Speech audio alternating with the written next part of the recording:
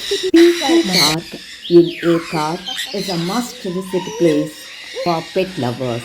The park has varieties of birds.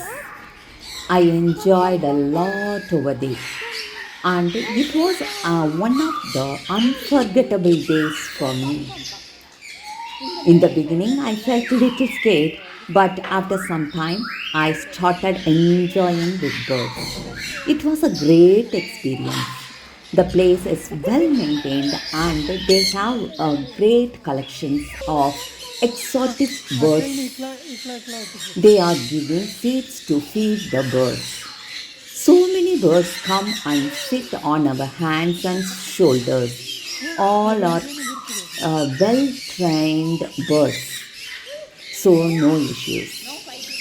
The staff members are doing a great job explaining about the birds.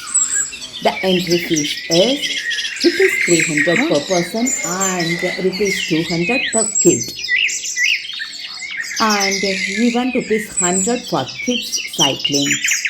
If you go to a card, please don't miss this excellent place.